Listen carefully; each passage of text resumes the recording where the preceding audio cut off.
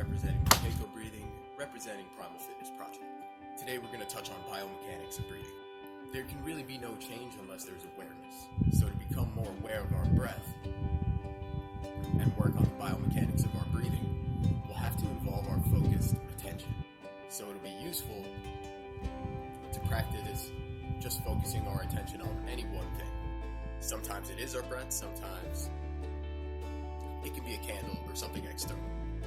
It can be something internal too, besides just your breath. It could be your heartbeat, or even an image that you make in your mind that you're going to hold in there.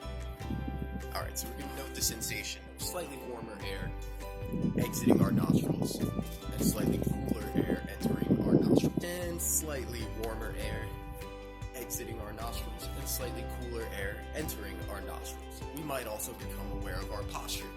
So we might say, consider the distance between your navel and your sternum, right? And just kind of look to lengthen that. You also to keep a little bit of tension in your abdomen. So just draw your navel in slightly to moderately. You don't have to go as hard as you can, but just draw it in a little bit. So that way when you breathe, you can stretch out your upper abdominals, as opposed to only stretching out the lower abdominals, which would look more like that. That tends to come along with a bit of ribcage compression, so if we lengthen that distance with our draw-in, elevate the ribcage, we'll give ourselves plenty of room to expand. Okay, great.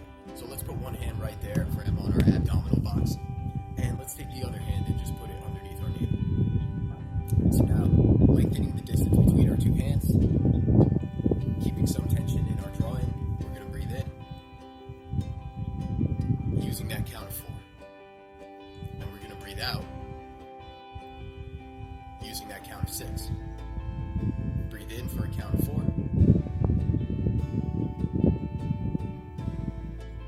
Out for a count of 6. So your lower abdomen will expand somewhat, the upper abdomen will expand a bit more, and then the rib cage is going to expand to the side and as well as forward and back. Getting breath into that low part of our back is going to be extra nice. Breathing with tension is going to help to disperse the air throughout our lungs. There's a dead space in our lungs that we can lose some air to. We'll end up just over-breathing and not getting as much out of the air if we lose that to the dead space. We're going to make sure that we hit the maximum surface area is by priming our airway, keeping the tongue on the roof of our mouth against the upper teeth, and the thicker part of our tongue up top.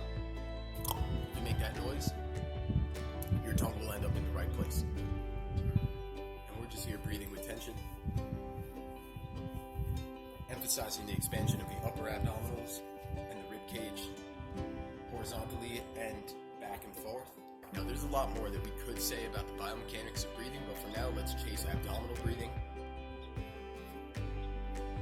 With some tension, keep the airway primed, and what we're looking to do is breathe deep, breathe light, breathe slow. How is your breathing, guys? It's deep, light, and slow, right? Excellent. So in terms of mechanics, we don't want to hear our own breath. If we can hear our breath, then we can be pretty sure that we're breathing too hard.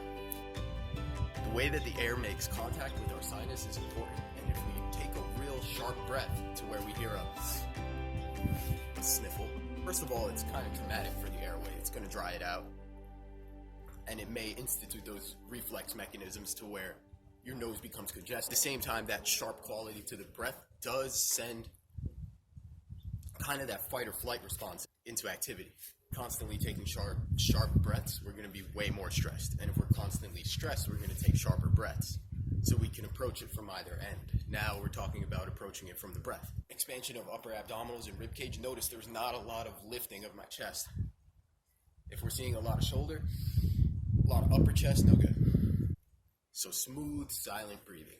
We can do this by keeping the tongue on the roof of the mouth and keeping some tension in our abdomen. There's a lot that we could talk about, but I'm going to leave it at that for now. Biomechanics of breathing here on day 4 of quarantine.